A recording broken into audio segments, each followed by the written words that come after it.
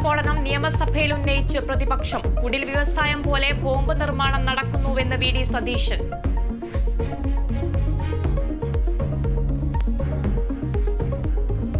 കുറിച്ച് മാത്രമല്ല, എവിടെയെങ്കിലും ബോംബുണ്ടോ, ഇത്തരം ശ്രമങ്ങൾ നടക്കുന്നുണ്ടോ, അത് ഗൗരവമായി അന്വേഷിച്ച് നടപടികൾ എടുക്കുന്നതാണ്.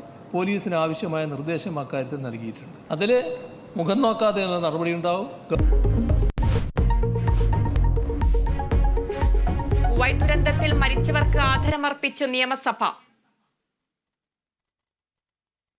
മരണപ്പെട്ടവരുടെ ഓർമ്മകൾക്ക് മുന്നിൽ ആദരാഞ്ജലികൾ അർപ്പിക്കും. മന്ത്രി വീണ ജോർജിന് കുവൈറ്റ് യാത്രാ അനുമതി നിഷേധിച്ചതിൽ കേന്ദ്രത്തെ പ്രതിഷേധം അറിയിച്ചു കേരളം. പ്രധാനമന്ത്രിക്ക് കത്തയച്ചത് മുഖ്യമന്ത്രി പിണറായി വിജയൻ. അനുമതി നിഷേധിച്ച കേന്ദ്ര നടപടി ശരിയല്ലെന്ന് പ്രതിപക്ഷ നേതാവ്.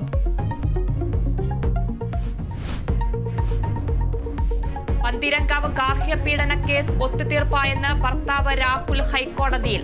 ഭാര്യയുമായി പ്രശ്നങ്ങൾ ഇല്ലെന്നും കേസ് റദ്ദാക്കണമെന്നും ആവശ്യം. ഹർജിയിൽ കോടതി സർക്കാരിന്റെ വിശദീകരണം തേടി.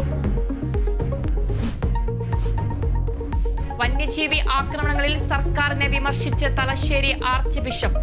കർഷകരെ ഭീതിയുടെ നിഴലിലാക്കിയെന്ന് മാർ ജോസഫ് പാംപ്ലാനി.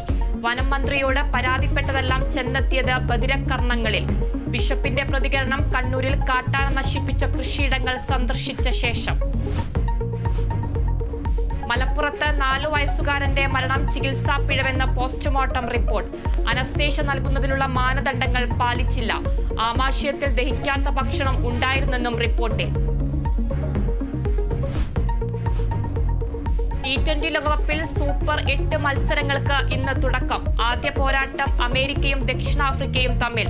മത്സരം രാത്രി 8 മണിക്ക് ആന്റിഗ്വയിൽ.